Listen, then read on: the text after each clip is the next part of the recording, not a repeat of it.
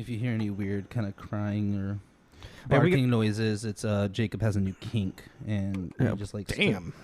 He just likes to whimper when Daddy doesn't give him treats. No, we got a dog in the studio today. We got Mr. Big today. It's hot outside, so we brought him in the studio. Dude, the heat wave in Seattle. The heat wave in the Pacific Northwest. Holy crap. Not good. Sucks. Not good. No okay. bueno. It's okay today, but man, the last 2 days have been miserable. Yeah. So I was telling why people decide to live in 100-degree constant weather is mind-blowing to me. Some people don't make the decision. Some people are just stuck there. I know a lot of people that moved to Vegas. I'm like, ugh. That's true. But, I mean, those people might have problems. I thought that. Sorry. I'm just thinking about wanting to live in Vegas. I thought that. Thought about the whole thing. I thought that kink thing would got a better laugh out of you, but I guess no, I just leaned into it. Anyway, let's go. This is Tommy. This is Jacob. This is Tommy and Jacob's mixtape.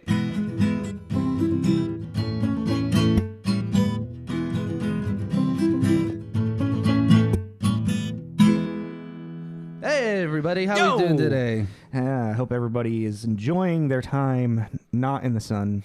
Or in the sun, I don't know. Maybe you really like it. Maybe you like burn into a crisp. maybe you're an alien. I don't know. I wanted to make a joke there. That failed. Anywho, today we are doing a movie review. We're actually leading into. We're doing a special kind of like 2 reviews. Yeah. So a new thing. What we decided to do was Tommy gave me a movie that I've never seen that he really likes. And then I gave him a movie that he's never seen that I really like. So it's kind of like a movie with fresh eyes type thing happening. Totally. But I do also want to put out there that the movie that I did tell him to do, I realized I hadn't seen in about 10 years. So it was kind of fresh for you too. Yeah. Like it was, yeah. Well, the one that I recommended to you, I haven't seen in like over a decade as well. Perfect. Okay, cool. Yeah. So we're on like the same keel when it comes to this. Yeah. Cool. Is that the right terminology? I have no idea. Sure. Then we're going to go with it. Just go with it. Lean into it. Lean into it hard. Coined by Tommy.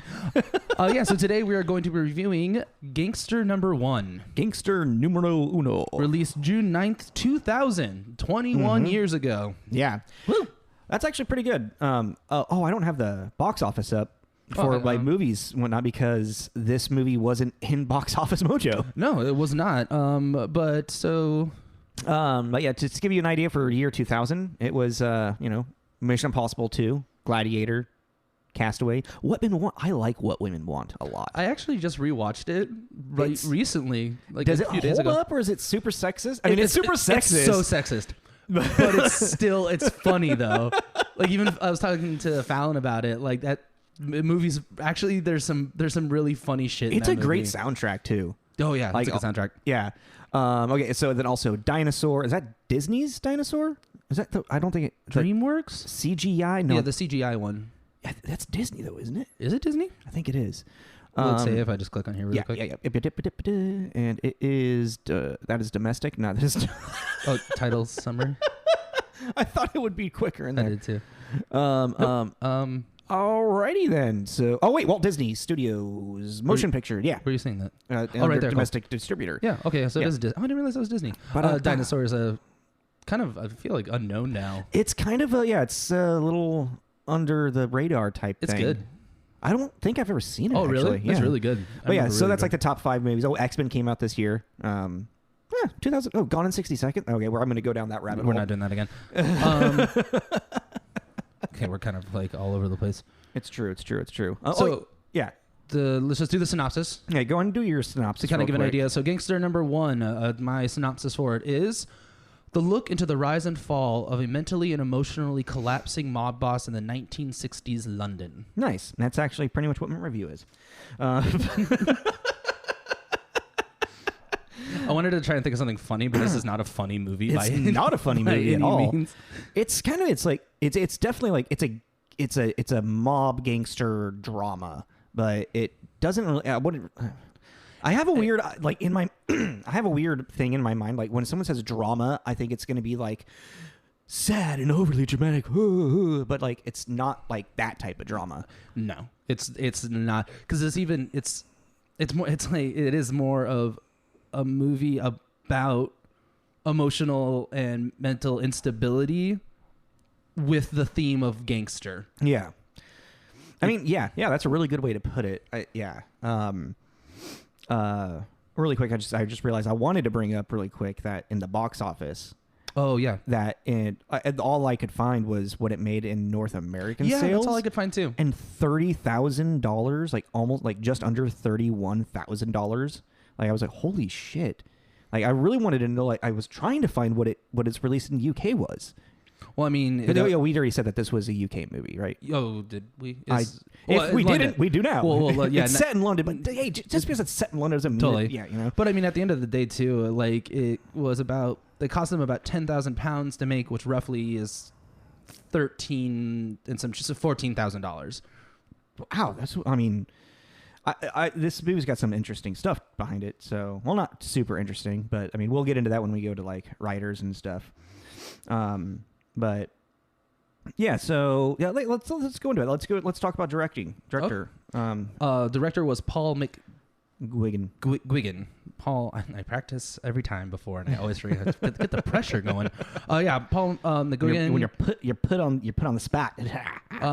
He was originally a photographer turned director, which is kind of cool. But some of his stuff is a lot of TV, which I feel like is kind of just what happens. Yeah, in a lot. I mean, of this is kind of like his first kind of bigger movie. I don't know. Yeah, then something if you Lucky Number 11. Yep, which I own on Blu-ray actually. I do too. And then also Wicker Park. I think Wicker Park was the first movie I saw directed by him. I really like that movie. I really want to watch it. Do you own it?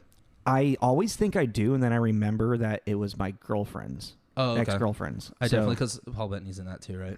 I haven't seen it in a really, really long time. Oh, okay. I think it's like Rose Byrne and Josh Hartnett. Rose Byrne's kind of like a stalker. Oh, that's the one with Josh Hartnett. Oh, yeah. Okay. What were you thinking? There's another movie that I was reading an interview that he really wanted to work with Paul Bettany more, and I thought that was a movie, but I might be confusing it with something else. And then he also did Victor Frankenstein. He's kind of just been. He has done a lot of stuff, but like he's done a good amount. You know, he's definitely more of a. You can kind of, with how things are framed, I feel like you can see that he's a photographer. You know what I mean? 100%. Yeah, he was like his fingerprint on it. There's almost like a voyeurism feel to it. Oh, that's an interesting way of putting it. It's very fitting for this movie. There's not really much else to say about him. Not really. He's had a very like I said, like a lot of TV episodes here, like 2 episodes of Luke Cage, an episode of Scandal, 4 episodes of Sherlock. You know, like he's been around, but he doesn't have a bunch of big movie credits. Yeah, really. Well, and neither do the writers. Yeah, so we have 3. There's 3 writers. 2 of them who actually pretty much wrote the screenplay, and then that's something else that like one of them that was just like the screenplay adaptation, which I read the production notes from Wiki. I couldn't find any other production notes. I'm trying to find stuff outside of Wikipedia. Ever since that Henry Cavill thing. Shut up. But it is kind of like a movie like this. It was actually super, super hard. Yeah, there wasn't a whole lot. The most eye-opening thing that I could find was on, what was it called? I have it open right here. On IndieWire, there's actually an interview with him by Anthony Kaufman that I went through. And that was the most actual information, but it's also just coming from the director himself, so that was kind of cool. But yeah, it was really originally not supposed to be directed by him as well. Oh, I didn't read that.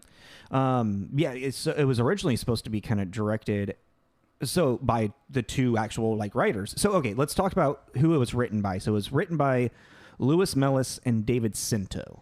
And it was originally an actual like play. Yeah, it was a stage play. Yeah, it was a stage play in the UK, which makes me. I'm kind of curious what the stage play fucking looked like, because like this. I mean, when there's a movie that has a lot of like different locations, I just try to think about like how a stage play would do that, like because especially like I feel like this time, it's early 2000s. Or maybe it was probably written like mid 90s, late 90s for stage play. How do you, like doing multiple locations like that can be a pain in the ass. Yeah, but I mean, even if you think about it, if you actually think about the movie and how it was, you wouldn't need to have that many locations. I feel like it kind of depends what they adapted from their stage play. No, totally. You know? Like you could have made this movie I can see as a play. You just have to change up make the stage into a bedroom, now make it into a bar, now make it into, you know, like you might be able to do that. A lot of set changes like that can get really like tricky. Yeah. Yeah, totally. But yeah, so writers, that's what we're talking about. Huh. So yeah, Johnny Ferguson did the screenplay adaptation. Adaptation, yeah. It was originally, like I said, the original two writers, Dave where'd it go? Where'd my notes go? Louis Mellis and David Sinto, which they went to, if you're familiar with the movie Sexy Beast, that was their next movie that they did, which they actually left this project to go to write Sexy Beast. And they left this project because of the conflicts in the adaptations. Yeah, I'm actually just going to go and read the production that's here, the production note that's on Wikipedia, because it is actually interesting. That I read this? Why? Not the whenever you say Wikipedia. I just think of Superman. He doesn't like Wikipedia. So yeah, Louis Mellis and David Sinto both adapted their play script into a screenplay. The script was sent to Johnny Glazer, who was originally set to direct... Oh, that's right. Johnny Glazer was originally set to direct the film adaptation. Sinto has said that the final draft that we wrote of Gangster No. 1 remains, in my opinion, one of the best scripts we ever wrote. There isn't a single word of fat in it, which I think that's kind of cool. And also, this is a really good script. Mm-hmm. So definitely. However, Mellis, Sinto, and Glazer all left the film's production. So all three writers left. And then they brought in Paul Gauguin. I said his name wrong. It kind of goes into describing this. I found interesting. One of the reasons they left was because they, like, the producers or whatever, casted Malcolm McDowell as the older gangster, and they were like, he's a wonderful actor, but this is not a role for him. Well, they wanted the guy that was the original. Yeah. Peter Bowles, from who played it on the stage. Which, I mean, I haven't seen Peter Bowles, and I'm sure he's a fine actor, but I mean, Malcolm McDowell is a fucking great actor too. But after reading that, I agreed with them. Really? I felt he was interesting. I liked him, but I felt he was a weird fit. Weird. Yeah. But we can get into that in a little bit. Yeah. Anywho. Yeah. So I mean, essentially, just kind of like. Oh, and then it also kind of goes into like Sinto and Mellis, like, because of the way that they walked out on the production, they kind of had that whole Hollywood, like, you'll never work in this town again thing. Like, a lot of they discussed about how they were kind of blacklisted in a weird way. They got a bad reputation for being, and there's another article I read that confirms that as well. Yeah. That even they're saying we got this bad reputation as being hard to work with and intimidating, and we're not. You know what's funny is, like, as I was reading about this, I was thinking of episodes. Oh, this entire time, even like as soon as like the Michael McDowell thing, 100%, yeah, like it's the premise of episodes. In a producers weird way. completely derailing a project because they want this person to be in it. Yeah, that's exactly what it is. But yeah, there's not really too much to. I mean, because even he mentioned there's a Sexy Beast by Mellis and how do you say it? Sinto, yeah. And then 44-Inch Chest, which are two other gangster drama kind of movies, and then which I'm gonna totally fucking watch. Yeah, because you like your gangster stuff. I fucking love gangster shit. Johnny Ferguson, who was the person that was originally to direct it and did the screenplay adaptation. Looking at his writings credits, he really doesn't have much at all. The Secret Scripture, which I've never heard of, 3 episodes. I thought you said it was Johnny Glazer. No. Did I mishear that? It's Johnny Ferguson on IMDb, and then that's weird. And the script was sent to Jonathan Glazer. Oh, I didn't realize those were 2 different people. Yeah, so Johnny Ferguson and then Jonathan Glazer. The John name is throwing me off. Sorry, guys. So clarify. Yeah, so Johnny Ferguson is the screenplay adaptation. Who wrote that? And then Jonathan Glazer was originally going to direct it, but then it was given to Paul. Yes. Later on. Okay. Cool. Clear that up. Cool story, bro. Well, let's move into acting. The actors. Okay. And did you have any more you wanted to talk about with it, with writers and stuff? I thought I did, but I don't. I think I was one of those. More. I was gonna remember it more. I'm just sorry. I didn't write a note confident that I was gonna remember it, and now I can't remember it. So no, we'll just move. If it pops up again, I'll be like, side note. All right. Cool story, bro. That's where I'm at today. I'm going to be saying that a lot, I guess. Anywho, So this movie starring Malcolm McDowell, David Thewlis, and Paul Bettany is really the main people. I mean, Saffron Burrows, but I didn't recognize her for much of stuff. But let's talk about Malcolm McDowell first. You would recognize him from like Clockwork Orange. I would recognize him from Community. He's the professor. He's the German professor. What are you talking about? Yeah. He's in Caligula. He's in I Spy. Oh God, I forgot about Caligula. I didn't look at that. I Spy. Remember that movie? Yep. I forgot he was in that. Man, he's in a lot of things. He's in Halloween. Yeah, he's in the remake Halloween. Yeah, he plays the doctor. Is that the Rob Zombie ones? Yes. Yeah. Okay. The Rob Zombie Halloween. He's in Doomsday. He is. Who's in Doomsday? I don't remember, but I've been wanting to do that on our list for like oh really? Yeah, crappy post-apocalyptic shit. Like I want to do that one.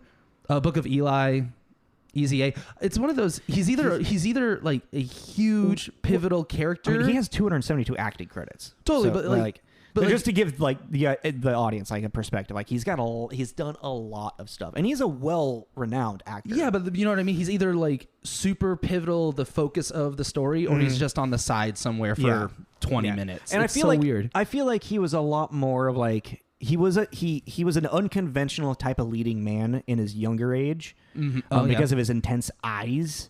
I mean, especially think of Clockwork Orange, Stanley Kubrick. You know, do you think Clockwork Orange maybe kind of screwed him for a little bit because it's so hard to remove him from that fucked up character? Possibly, yeah, but he kind of just did shit like that. I think he just kind of got typecasted into that because, like his look. He's a great bad guy. Yeah, he's a wonderful bad guy. Exactly, and.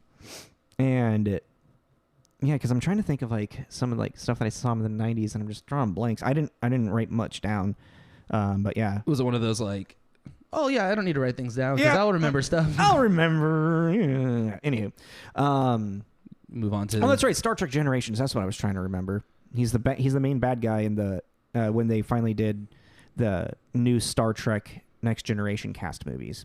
Oh, he does voice acting. Oh, he's Molag Bog and Elder Scrolls? Fuck yeah, dude. Oh, yeah? Molag Bog. That's a great, like, Daedra Prince. That's a good fit for him. I didn't realize that. But it's the online, so that's why I never realized he was in that. But Elder Scrolls is, like, fucking known to get these really great actors to do, like, 10 minutes of dialogue. Oblivion had Patrick Stewart and Sean Bean. Yeah, Sean Bean. Like Man Who Dies. Yeah, they all Does of he die games. in it? Yeah. Of course he does. It's Sean Bean. Yes, that's awesome. Spoiler alert for a 25-year-old game. I actually don't know how old that game is. Probably about that. I don't think it's that old. Oblivion? Yeah, that's the fourth one, right? It could be about. I don't think it's that old because I played it in middle school. Yeah, no, I played it. It was on the 360. Oh, okay. Yeah, it's not that old. But yeah, so let's move forward. We can talk about him for way too long. Let's move on to David Thewlis, who I love. David Thewlis. He's one of those actors that I always forget as an actor. Really? Yeah, I don't know. He's a wonderful actor. Also, really quick, when I first read my information about this, and I was like, oh, they were talking about someone who was miscast for the role. As I was watching this, I was thinking they were talking about him because I really like. I think this is a weird casting for him because he plays Freddie Mays, who is like the lead gangster of the movie, essentially. Yeah. And I don't know, he just doesn't pull off that. I think he does, though. I don't think he does at all. Only like I think he really pulls. There's a specific scene where I think he really pulls it off when his goons fucked up. And went behind his back and did something without his okay. Oh, yeah. I mean, yeah, he's intense in that scene. Yeah, and he's just standing there because they're in that kind of like pit seating. He's standing above. There's the way it was shot, too. Yeah. And he has a really good, like, angry yelling voice where he's not screaming. He's articulate with it. Yeah, like you are paying attention to everything he's saying. So that's the thing that I was thinking. I was like, is there just like this idea, like in my idea, like a head, like gangster, like mob boss dude? Do I have this idea, like an American idea of what that person looks like versus like an English version? Well, maybe an English in the 60s. Yeah. That's what I'm. Yeah. Because when I think like Jack Nicholson, in The Departed. Oh, or I think of someone. Well, this is Russian, but I think of what's his butt from John Wick. Oh yeah, commitment is fucking yeah. will. You see, like Yeah. there's an energy that just with their look, Yeah. like how they look as people. Yeah. David Thewlis looks like, I don't know. Like I don't know, like maybe he'd be like a professor in Harry Potter or something. Yeah, something like that. Might be a werewolf. That's who David Thewlis is. He's Professor Lupin, if you don't know who we're talking about. Yeah, that's probably what he's most famous for. And I just brought this up earlier. The first time I ever saw him was in The Island of Dr. Moreau.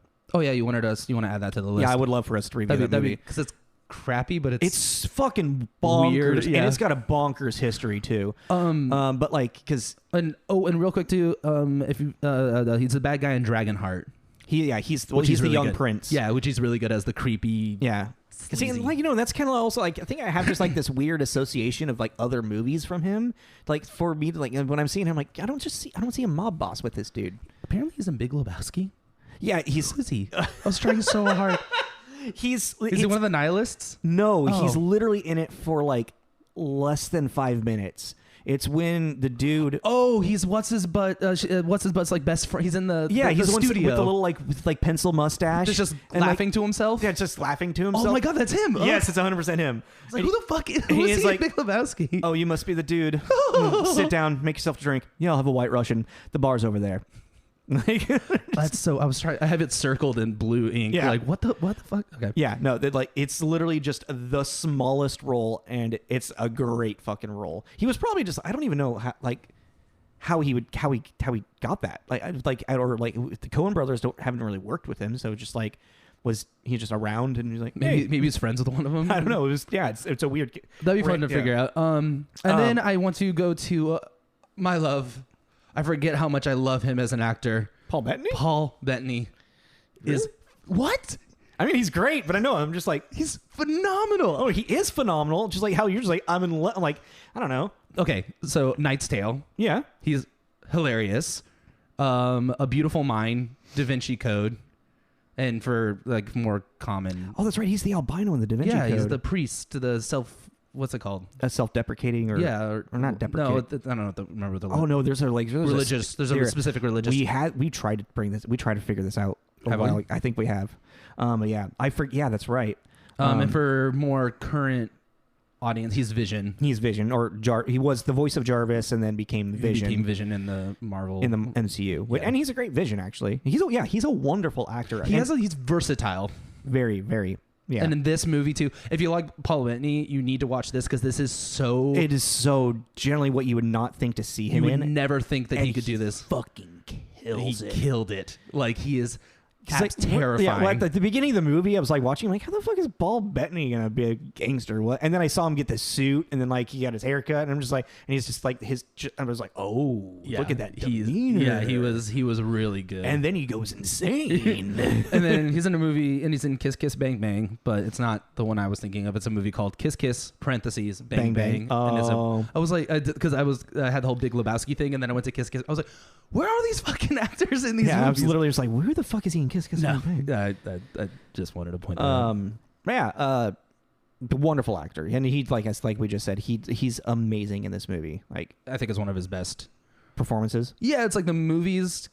I can see people not liking the movie or having problems with it, but I think he did very, very well. There's a couple of choices through the movie that might be just more of a directing or just choice that I'm just like it pulls me out, but we'll talk about that later. Did you want to bring up Saffron Burrows? Yeah, so Saffron Burrows is like no. I was like trying to think of how to describe her. The silence that hit so hard right there. It's like she is the main love interest, but she's not the main love interest of the main character of the unnamed gangster. Well, which that's is also Paul an Bettany. interesting thing about this movie is the focus of protagonist / antagonist / perspective of movie. Yeah, no, I see what you're saying. But like, But she's been in the biggest thing I like was recognized from her like list was the Netflix show You about the serial killer stalker dude. I remember her from Troy. I don't remember her in Troy. Like I think she's Hector's wife in Troy. okay. Okay. I think that's who she is. But even like looking through like her stuff, like she's in Agents of S.H.I.E.L.D. I'm like Deep Blue Sea, Frida. She's in Deep Blue Sea? Yeah. Who's she in Deep Blue Sea? I don't know. I just wrote it down because I recognize the title. I don't think I've ever seen that. I mean, I have. Fuck, dude. But it's like I also want to give her credit where credit's due because she's an important character. She is a very important character, and she also has a great performance in this movie. Well, because that's what kind of is. She has a scene with Malcolm McDowell that's so. Well, she has a scene with Paul, and and she was really good in both those scenes. Yeah, that's the thing. She didn't really have a whole lot of dialogue throughout the movie, but when she did, they were really good scenes. It's actually interesting. Is like she's a kind of a fleshed out character in like for how quickly she's for how little screen time she has. Yeah. And I guess there's some. We can go through more. No, because. Oh yeah. Who? What? I was trying to find out where the fuck was Andrew Lincoln. Where? Oh, what the fuck? Yeah. Maxie King? What? That was Andrew Lincoln? Wait, the guy with the long hair and the mustache? No. Yeah. The trench coat guy. Yeah. What? That was Andrew Lincoln? Yeah. What? Oh, that is it. He's so tiny. And he looks like a 60s porn star. Yeah. Weird. Oh, my God. Oh, that's where we figured it out. I didn't even see him on the cast list, bro. Yeah. Andrew Lincoln, Rick from Walking Dead. Whoa, my mind literally just exploded. Okay. Well, yeah, let's move forward. Reviews? Yeah, go into your reviews. Because all right. Kevin Thomas, LA Times. Taut, corrosive, and compelling, Gangster No. 1 has the galvanic appeal of Little Caesar and Scarface in its full-size portrait of a brilliant but twisted and savage criminal. Jamie Bernard, Daily News. This movie's key asset is young Bettany as a worthy successor to the Clockwork Orange tradition of McDowell. With Bettany, a star is born, even if his character is horrifying. That's how a star is born. Horrific, not horrifying. Horrific. But I don't want to misquote you, Jamie. Yeah, nice. Those were actually both pretty positive. Could you not find anything like kind of negative? No, that's the thing is like even with its like kind of like here, let me just pull it up. Even with its small like that's low rating because it has a 6.7 on IMDb. It's in even Rotten Tomatoes and all that kind of stuff. It has a very kind of but I think a lot of people respected it for what it was. Wait, oh, there it is. It's on the other side. Where's my little thingy? There it is. That one. That one's good because it just gives you a little excerpts of. Because like, look right here. So 10 positive, 3 mixed, 2 negative. Yeah. So I was like, and then these were all just like, okay. Like this person, this is a painfully bad film. Though stylish to a degree, it betrays its origins as a throughout. And I was like, I really, some people's like, it's bad, but this is good. It's like, well, then something was good. Yeah. You don't know how to write a review. Anywho. But yeah, all in all, it seemed like the critics and audience. It was pretty well. Yeah, it's been pretty well received. I think like the 6.7 IMDb is kind of generic in a weird way. I think its biggest thing, and even Paul, the director, was talking about this, is that at this time there was a huge oversaturation of especially British gangster movies. Oh yeah, okay. And at this time, because like Lock, Stock, and this is when you had Guy Ritchie making all these movies, and I think in Paul McGuigan, Paul McGuigan was like, I didn't want to make another Lock, Stock of these stand-up comedian type witty criminals that are just bantering back and forth while in the middle of robbing a bank. Okay, yeah. And I think that people maybe went into because even when I thought back on this before I watched it again, I thought of it as, oh, do you like Guy Ritchie? Then you'd like this. No, you will not. No, you may not like this movie at all. No, this movie is so much more psychological. It is. It's a psychological movie in the theme of gangsters. It's not. It's not that. It's not that. Because it's more about. Let me get into my review. I have a very quick review because I had a hard time writing a review for this because I felt like I kept kind of like getting too much with it, and I like to keep my reviews short and sweet. Mm-hmm. So then what we discuss is kind of more of like it's the discussion is like the full review. Yeah, totally. That's kind of like I was sharing that with the audience. People weren't but there. Just say it. Read your review. They get it. Move on. I'm sorry. Does everybody like me now? Anywho, okay. So Gangster number 1 follows a nameless gangster into his rise and downfall of empire and power. It reflects an idea of ambition, something more than who we are. It essentially asks, can we handle the idea of that power? Following Gangster 55, which I assume is his age for the cast, for the name, whatnot, we are thrown into his perspective history of starting as a lackey to then become one of the top mob bosses of his territory, his rise to overtaking his boss's empire. I find this movie to reflect the desire of power and the hubris that comes in hand with that, only to have things not end the way you've wanted or planned. Because I really feel like the key thing to this movie is hubris. Do you need a definition for that? No, Okay. no. Sorry. I just realized that we kind of fucked up a little bit, maybe What? kind of sort of. Just to make it clear, there is one unnamed gangster played by 2 actors. We never actually said Malcolm McDowell plays the older one that is also the narrator. Well, that's what we're kind of... Yeah, and we're Paul going to get into that now. And then Paul Bettany plays the younger one. I just realized I felt like we should. Okay, anyways. Yeah. Okay, The movie, it follows... It's kind of like it's Malcolm McDowell telling the story of how he became the mob... Gangster number 1. He became gangster number 1 to then... And then it switches perspective to then, like, following his life after Freddie Mays is released. Freddie Mays, who's played by David Thewlis, is who the young gangster wants to take the empire from, essentially. Yeah, it becomes this weird obsession and strange obsession. It almost came across sexual at some points.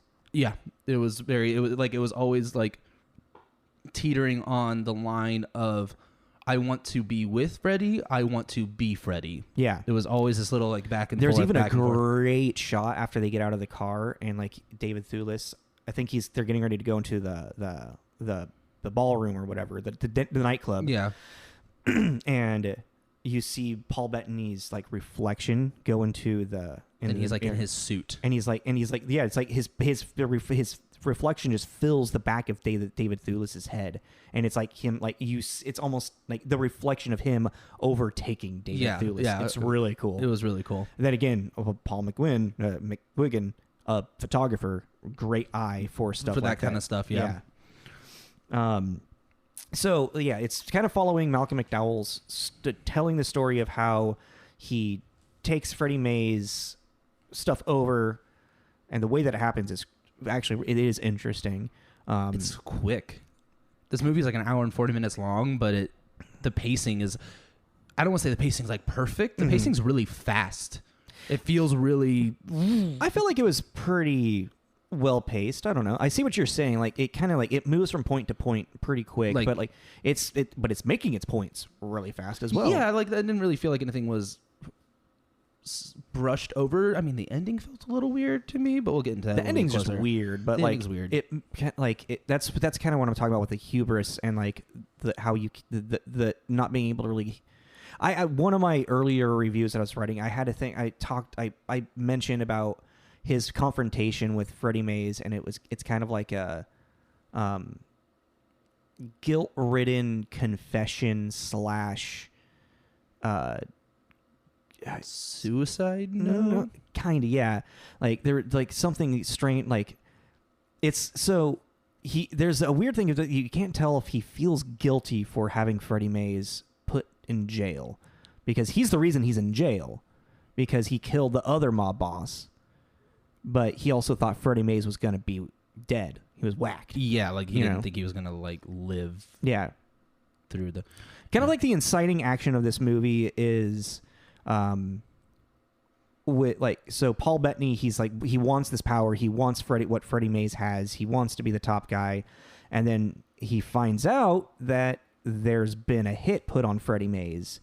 And so it's him with the other one of his like, gangster buddies, like, are the only ones that hear this from one dude that's part of their gang.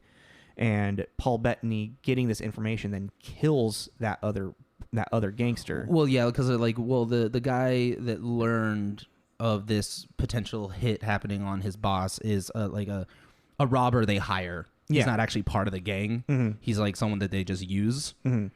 And then so Paul and the other gangster end up like in the middle of a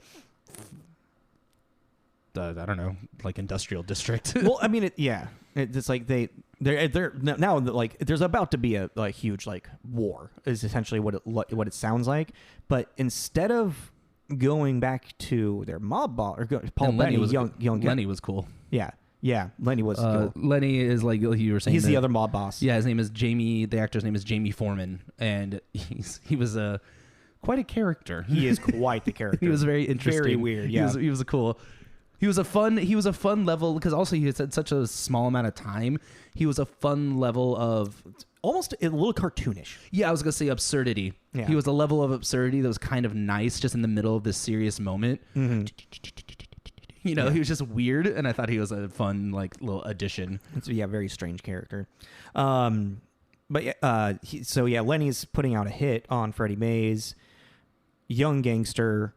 And when his gangster friend Roland, they're the only ones, and what Mickey, right? That's his name. The guy that the guy that they're getting the information from. So, Eddie.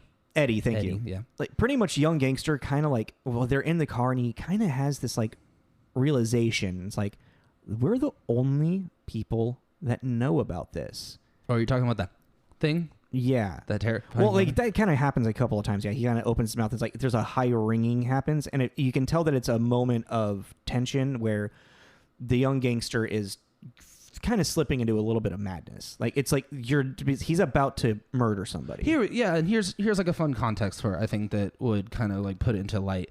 This movie has like rather than a Lock, Stock, Smoking Barrels kind of feel to it, this has an American Psycho feel. Yeah, I was actually there was like American Psycho.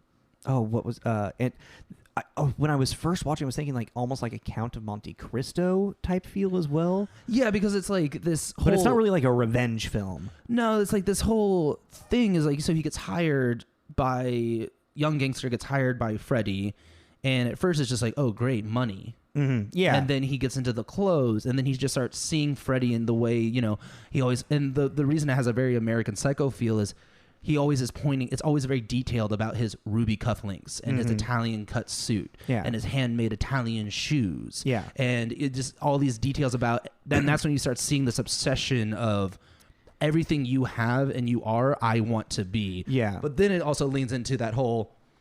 You kind of seem like you're actually in some kind of lust or something. Is also he's like in love with the idea of the power. Yeah, he's drunk on the he's like the idea of having all this, and it's really because there's also a jealousy of it as well. Yeah, it's I never when I first saw this movie, I never picked up on that. Never really thought of it, and watching it now, I was like, oh wow, there's a lot of weird, interesting tension. Yeah, that they put into this that Paul Bettany did really well, and because he has the McDowell eyes, these like really intense, really piercing blue. Yeah, like. So finally, essentially Paul Bettany's character kills his gangster friend that knows about the information, so then he can let Freddie Mays get the hit put onto him. So Freddie Mays can actually be killed, and he knows exactly where it's going to happen, and he doesn't have to get his hands dirty. And he's like, I can take it. He's like, I can take advantage of this. Freddie Mays can get killed, and then I can go and kill the other mob boss. Because I won't have to worry about Freddie Mays, like the downfall. Because because people know that if something happens to Lenny, people are going to put it on Freddie Mays. Yeah, but that's the thing too, is like it justifies getting rid of your competition. Yeah, no one's going to question because you were getting revenge for Freddie. Yeah, if anybody ever finds out that he's the one that did it, does it? You know? Yeah. And also, what a big way to kind of like fucking put your like imprint on like I'm the fucking kingpin now is to kill one of the like kill the boss that killed our boss. Yeah, to kill the boss that killed our boss, but also to like mutilate him. Like he literally like it goes into it's an intense scene. And what's great about like a lot of reviews too were talking about how overly violent this movie was, and I was like, a lot of it was very much implied. You didn't see it like today's standards. Well, and that's a weird thing with perspective in this movie is that you're never really put into the it's weird because the gangster is nameless. So you have this nameless main character, this nameless protagonist, which generally in a movie like that, when you got a nameless protagonist, the idea is to put you as the audience into their shoes, you know? So then we kind of empathize or we become them. Yeah. But in this movie, it's almost like it's subverted into the point where this nameless person is just, it's like we're listening to this, like we were sitting by this person on the bus and he's telling a story to us. Maybe it's the whole idea of dehumanizing him to make him scarier. I think that's kind of a thing with it, because like even then, like in the perspective of Lenny being murdered, we're put into Lenny's perspective and watching Paul Bettany murder us. Yeah, it's very, very intense. It's super subversive. Well, because even then it starts off as like this I'm getting revenge thing, and then there's almost a moment where young gangster is getting overcome with guilt of letting Freddy die and is angry at Lenny for doing it, even though he could have stopped it. Yeah. And there's a lot of emotion. There's a lot of emotion. Of anger and sadness. And it's probably one of Bettany's best performances in the movie. And yeah, and you're in the perspective looking at Bettany just in his underwear and a tank top covered in blood. Yeah. And like stabbing and like breaking down. Like completely unhinging. Yeah, like tearing, like crying, screaming, just all like name an emotion, he's experiencing it probably. Yeah, and then it ends with him. He's just sitting in this apartment where he's just staring at the mutilated body of this other crime boss, again covered in blood, smoking a cigarette, just muttering to himself like, "Fuck you, fuck me, no, fuck you, you fucking fuck you, fuck you think I wanted to do this? You think I wanted to fucking come in here and kill you?" And the amount of times they say that word is a lot. What? Cunt. Oh, yeah. Well, yeah, it's the UK. Yeah, I know, but it's like, I wanted to like tally it, but I lost track. I was like, man, I think it's the most said word in this. One of the first lines you hear is...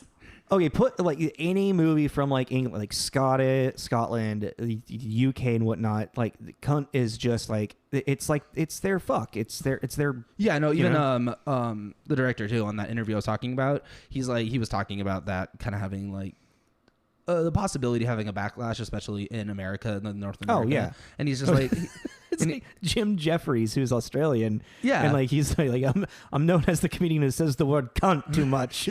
Yeah. And he's just like, no, like, and where I grew up and where it could be a term of endearment. It could be... Yeah. It's like, it's just a very versatile word. Exactly. And I just was like... It's just the American in me was like, stop saying that word. There's a part of me that like I hear it and I'm like, yeah, say it again. Say it again. But yeah, he's just sitting there and he's just, it's like, yeah, it was very, very unnerving and very terrifying to see this complete mental breakdown, but it was also really beautiful because he showed just this huge range of emotion of someone completely like slipping, really hard. And then there's another like this, like watching Paul Bettany's face, because this is quickly after he kills Lenny, then like he's like taking a shower in his place, and then like gets a knock on the door, and someone's like, "If I can get ready, we need to go talk." Like something happened to Freddy, and something happened to Lenny. He's and yeah, Tommy, he shows up. Yeah, Tommy shows up, and like they're like outside of the hospital, and you find out that Freddie Mays is actually alive. Like, but he's playing it off like, oh wow. Yeah, kind of, but like you can see like with the knowledge as the audience, and you're kind of watching it, it's like, yeah, no, he's still alive. Like Freddie Mays is still alive. He's a tough motherfucker. You know, he's gonna like, they're actually thinking he's going to surgery tomorrow. Like they think it's gonna happen. But then it's like, so you're kind of seeing like Paul Bettany like, oh shit, my plan didn't work. Freddie Mays is still alive, and I just killed Lenny. How am I gonna take power back? How am I gonna get this power back? Oh yeah. But then the cop... and then all of a sudden it's like, oh, but also he's gonna be going to jail because Lenny was just found dead, and there's no one else that would do this other than Freddie Mays. Well, and it's the whole thing. It's like it's a politics game. It's like they've been trying to put Freddie away for a long time, and this is perfect. Just pin it on him. Just pin it on Freddie. Cool. No, regardless of him, like, who cares if he did it or not? Like, because he got away with so much shit. Like he's guilty for something. Exactly. Like, so then it flips back, and Paul Bettany's the young gangster's like, oh, I can roll with this actually. And there's actually something, and going back to just like the facial expressions too, when there is the hit happening with Freddie and Karen, his what's her name? Saffron Burrows. Yeah, Saffron Burrows. when the hit's happening, he's there watching it through his rearview mirror, and he just gets these little smirks. Oh, what does he say? Oh no, he's like making fun of him as he's like crawling. Oh no, Karen. Oh. But the thing that makes it, I think that was what was interesting. Even though I didn't really I don't know. I go back and forth about Malcolm McDowell. It was very interesting to have such a different voice being the narrator to the actor that speaks in the movie. Well, and this is where another thing kind of comes into mind, which I was kind of confused by the choice of this. So like after all this, then you find out, then Young Gangster, actually beautiful moment of him taking the control. Like when like they're all kind of arguing like big dick energy. Yeah, like they were kind of like, well, who the fuck's gonna do it? Who the fuck's gonna do this? And like Tommy's like thinking like it could kind of be him, and then Paul Bettany just like walks over and is like, what, you think you're gonna fucking do this? You think you can fucking do this? Well, what are you gonna do? Cry? He was crying about Freddy's attack and everything. Yeah. Well, because even and then just literally just looks at everybody, fixes his cufflink, and just sits down like a fucking sits down exactly the way like Freddy sits. Yeah. It's just like this, and then everybody just. And then it just like it's kind of like a weird, like everybody just realize, oh wait, well, because this he tells just happened. And then he tells that one guy to get a drink. Oh, he's like, get me a drink. Yeah. Well, get Tommy a drink, and he gets up. And he walks that's right. Over, get Tommy a drink. And it's just like right then he's the alpha. Exactly. He's like, right then. He's like, Mickey, get Tommy a drink. But then it like cuts to like him sitting in the chair, and it just kind of slowly pans in, and you hear Michael McDowell say, "The king is dead. Long live the king." Yeah. And then it cuts to the next scene. I was like, that was cool. Yeah. That was really that was cool.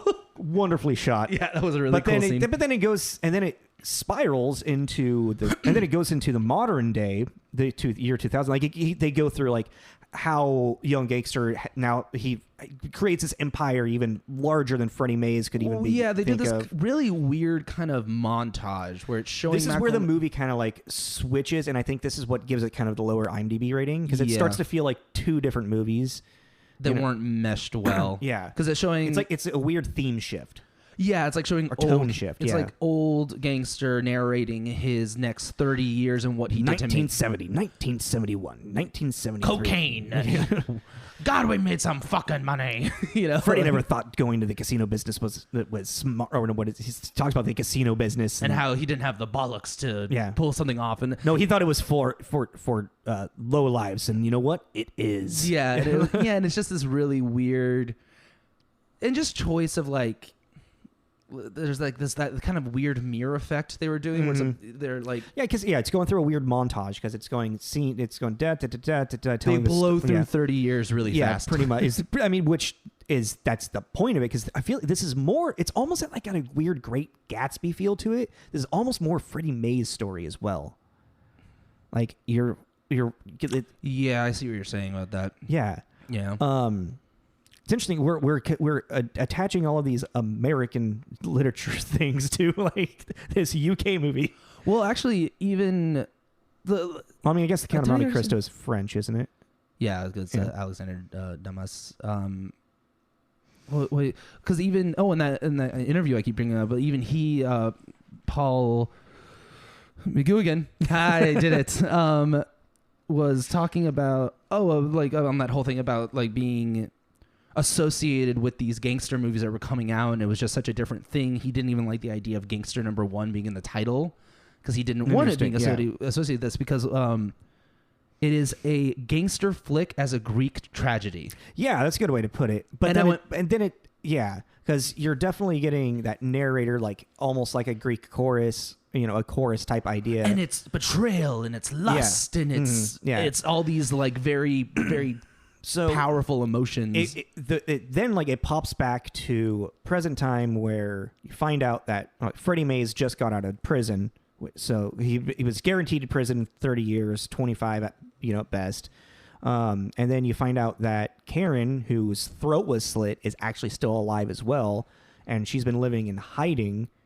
Well, she's not hiding, and Young Gangster just probably didn't. He was like, didn't give a shit. Yeah, he didn't care about her at all. That's right. He was taking over his empire. He didn't care. And then it switches, as opposed to now, Young Gangster, Gangster 55, I should say, telling this story to us. We're now watching his story.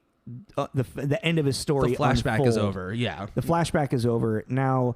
he realizes he realizes that Karen's still alive, so goes and finds her, has a intensely wonderful scene with her. Saffron Burrows is insane, so good, just like the fear in her eyes and just like how uncomfortable she is to see this man is so palpable. Well, yeah, and because of the context with her in it too, there's a scene where it's young Gangster and her having a conversation, and this is where also like you see this like tinge of like jealousy. Basically, Freddie and Karen have decided to get married. Oh yeah, he's like you're taking young Gangster feels like Karen's taking Freddie away from him. Yeah, and there's definitely this like lovers quarrel kind of tension to it from the level of jealousy that young Gangster is feeling, and it like has like a back and forth, and young Gangster's just being a total prick. Yeah. And then finally I love she spits in his face. Karen then hawks a fucking loogie, like a big one, and she's pissed, and she's very much strong in this like... Yeah, I love how she just fucking puts her foot down to him. But there's a beautiful part of that too where she spits and then it hits him and his eyes close and he kind of wipes some off, Paul Bettany wipes some off his nose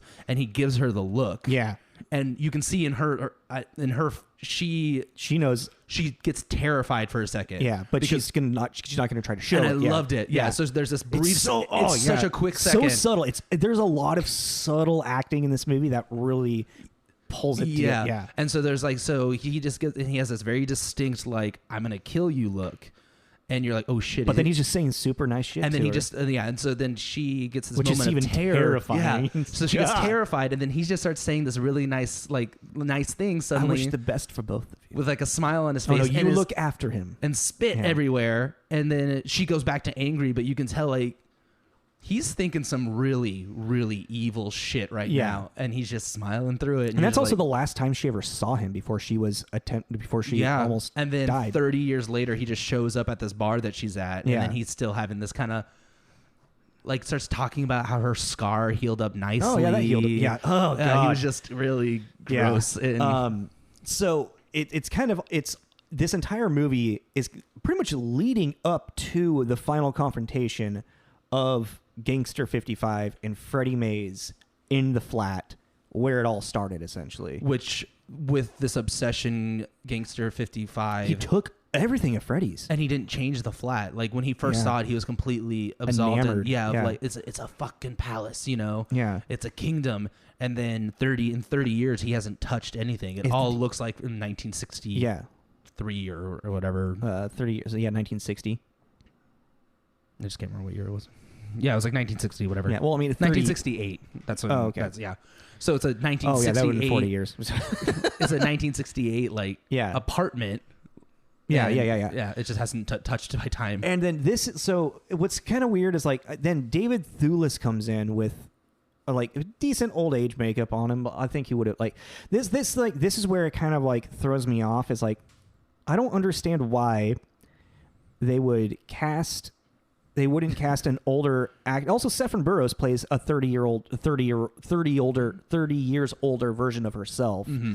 David Thewlis playing a 30 years older version of himself. But then you have Paul Bettany playing young Gangster, and then Malcolm McDowell playing the old Gangster. It takes you out a little bit. It's a little... It becomes that two-movie thing. Yeah, it's like very interesting. It's like, why didn't they... I mean, Paul Bettany was so great as a young Gangster. Why didn't they just have Paul Bettany play him as an older person? That whole scene, I would actually love to see all of that, but with Paul Bettany. See what he would have done with it. Yeah. Just out of curiosity. But it's like Malcolm McDowell is amazing in that monologue. And because, like, dude, Freddie is just sitting there just, like, staring at him like he doesn't care about this anymore, and but this is the only world that the gangster knows, because he's gangster number one. Like literally he becomes gangster number one. The whole it's such a I don't want to say embodiment, that's not the right word, but an encapsulation idea of what it means to be a gangster. If you are gangster number one, you are a gangster through and through, and you're only thinking about what that means, you're only doing that world. Well, yeah, and it also goes into this weird guilty thing, because he first wants to give them Karen and Freddie money as a wedding present, but it's not it's not genuine. No, but it's like almost like that's what I'm saying though. It's like I'm guilty, I feel bad. But there's also like a part of it where it's like he thinks that Freddy's gonna try to come back for the Empire.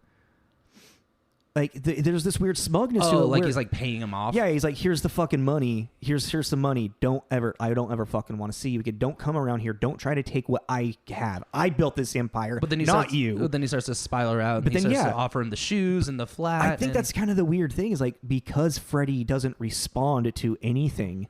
He doesn't know. Like he's trying to figure out where Freddy is at. Yeah. And the more that Freddy doesn't give him, the more he doesn't know what to do. He doesn't know how to communicate with him anymore. Yeah.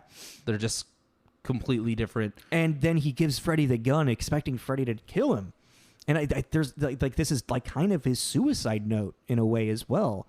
Like he's lost his fucking mind. Yeah. But then there's like if Freddy doesn't want to take it, then what has this been all for? He did all of this just to take Freddy's stuff, and then Freddy gets out of jail. There's still like that weird like lust idea of like of Freddy.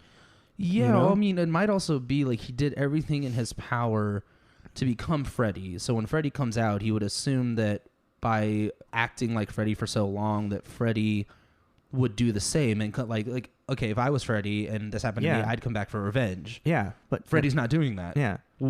So like I don't know.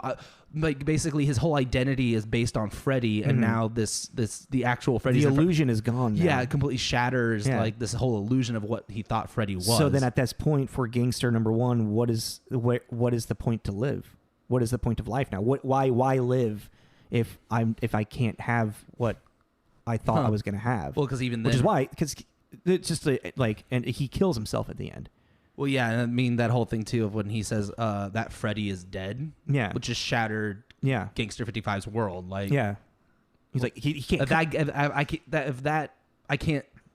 There's no version to keep up with anymore. Like my story is ended because I became that Freddy, and interesting. Yeah, it's a damn good movie. Thank you for recommending it for me to watch. Yeah, it's really, I don't know. That's how a lot of people like referring to it. It's like it's actually kind of more like a horror movie. And I wouldn't say a horror. It's definitely got like kind of a psychological thriller feel to it. Yeah, I don't know. Like horror, it just was very different than I remember it being. That's fair. Yeah, it was a very different. It's not like it's not a crime movie. It's not a heist movie. It's not a Guy Ritchie film. Yeah, it's very much like. It lives on its own little. It's literally It's like a psychological thriller drama that just happens to be a reflection, or that just happens to be inside of the mob world of the UK, because it's not really a reflection of being a gangster or being in the mob or anything like that. It's not a reflection of that at all. It's a reflection of power. It's an idea. It's like like what you were saying with Paul McGuigan. He was like he wanted to bring out this like Greek tragedy to it, and then it is like it is a tragedy. It's very much about the hubris that comes with this power. Well, and it's also like this fitting into what a gangster is. Yeah, you need to dress like this. You act like this. You do that. And it's like very much just filling a role. Yeah. And it's like, following around the personality of the thought of, okay, this is what I am. This is what I have to do. Yeah. Yeah. And it's just like, because at the end of the day, he doesn't get young gangster and gangster number 5. They don't have anything. He even says that too. You know, I want a bud and I want a Valentine's card, but no one ever fucking thinks of me. Because you're a shell. There's nothing in you except money and greed and power and respect. That's all you want. But there's nothing fulfilling. Yeah, he's like in you. You're a shallow idea of a human being. Yeah, a hollow idea of a human being. It's like once he got into that world, he just lost any like ounce of real individualism and humanity. Yeah, And it's as soon as that 500 $500 was handed to him. That was like when Freddie Mays threw the $500. Yeah, that was like that was it. That was the end of it because just that like in 1960s being handed on a whim. Hey, you work for me now. Handing you a wad of $500. Mm-hmm. It's over. Like that right there was the most power. Oh, good stretch, buddy. Mr. Bear. Cute doggy. Well, yeah. Do you see why it was so hard for me to write a review for this? It's a weird movie. I really I used to recommend this for all the wrong reasons, like I was saying about the Guy Ritchie thing and yada yada yada. But I seriously recommend this to people. Yeah. This is a really really interesting weird watch. Yeah, definitely. I recommend it as well. I mean, if you're interested, if you like strange psychological dramas, I mean, it's not. Yeah, I mean it's very psychological. Yeah, and it's very Greek in it's Greek tragedy in its delivery and like setup or whatever. Yeah, and if you like Paul Bettany, he does really phenomenal. Even Malcolm McDowell's great. The acting in this movie is hands down phenomenal. There's even like one of the side characters, the guy that Mickey or no, not Mickey, Eddie, who when Paul Bettany is like the axe scene. Yeah, and grilling him. No, that's not the word I'm looking for. He's interrogating him. I was looking for the word interrogate. Oh, okay. He this guy is just like breaking down in tears and like there's a snot coming out of his nose and he's literally just falling apart becoming the shell of a human being. He's terrified. He's terrified because Paul and like just even like he's like, look in my eyes. Look into my eyes. Look in my fucking eyes. You know, it's just like because he's just like young gangster's just so calm, and there's this axe sitting right next to him. That's my favorite axe. Or even like he's like trying to tell the whole story about why he's meeting with the mob boss and everything, and he looks at the other guy and he's like, Roland, right? Mm-hmm. Are you bored? I'm so fucking bored. And this guy is completely becoming unhinged. Yeah, completely losing it because he's so terrified. And he's just showing zero emotion. Passes out. He's I forgot about that. Like he's so terrified that he literally faints. And then Paul, like young gangster, just like slap him, wake up, sits him back in the chair, and is like, "Tell me the rest of your fucking story." Well, yeah, he starts like smacking him with the shirt, and then like more of the dialogue happens, and then he like has the shirt in his hand crumpled up, and he takes a big whiff of it and looks at Roland again and is like, I love that smell. I really do. That kitty smell, I really love it. And then he picks up a picture of the guy's kids. Yeah. He's like, oh, a family man. And it's like, he's threatening to kill your children without saying it. Yeah, it's terrifying. It's so terrifying. He's going to kill your children. Tell him what he wants to know because he's not fucking around with you. And then like when he finally gets the information, like it's like, oh, so you did have a meeting. What did you guys talk about? And it's like, oh, you wanted to know about Freddie Mays. What do you want to know? What'd you tell him? And I forget exactly what it's like. He thinks he gets away with it. Like, oh no, we just kind of like he thinks he gets away with like being sly with the way that he says it. He says that I told Lenny to fuck off. Oh, that's right. I told. And that's when he's like, you told Lenny to sniveling, bubbling. Yeah. You told that psycho to fuck off. Really, really. And there's just like, and then that's the whole illusion explodes again. He starts hysterically crying because he's like. He doesn't believe me. Yeah. He's like, no. It's like, he knows there's more. He knows there's more. No, I don't fucking believe you. Oh, man. But yeah, Paul Bettany, man, he was a really great psycho in this. Yeah. One of his best performances. Yeah. And it's just like, I really feel like this movie maybe won't really be known. I feel like this is one of those kind of like, could have been lost, you know? With it being like North American release, only like 31,000 in the like gross release, you know? Yeah. It's like, this movie it's just not known. Yeah. And I really think it should be known. Well, because, and we'll wrap it up after this, but even like you were saying about Malcolm McDowell, even like his whole narration's great because he just has this voice, you know? Yeah, Malcolm McDowell's voice. Yeah, just has a voice, so he was great for narrating it. But at the end, at the final complete loss of mental stability, just basically naked. I kind of wish they had just made him naked. Well, there's kind of a weird. There's a callback to him being in his tank and undies. Yeah, because of him killing Lenny. Oh, that also ties into the never changing, stuck in this persona, I guess. Yeah. But yeah, he's just standing on the roof. I'm fucking number one. I'm fucking screaming into London in his underwear, setting money on fire. Yep. I'm fucking number one. You know, you're like. okay. Only to just jump off the top of the building. Yeah, pretty much. But you don't see. It's insinuated. You don't actually see it, but like as you see the money falling through the sky, like rain of money and whatnot. It's like it's the fall of his time, the fall of his like the destruction of the empire. And yeah, whatever. like he clearly jumped or fell drunkenly drunk. He drunkenly fell off, Yeah. killing him, like maybe not even intending to kill himself, but because even then because like the very last line is, I'm number one, and then the camera. Well, the camera just stays there, and then his head just comes out of shot. So I feel like the camera was also kind of sweeping up too. Yeah. Okay. Yeah.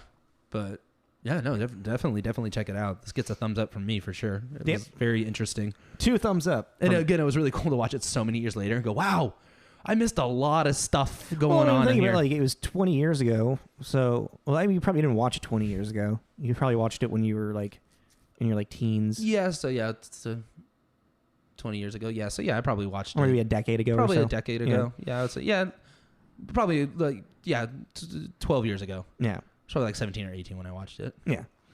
So you're picking up on what you wanted to pick up on in that time. Yeah. Well, It was just stupid. Oh, wow.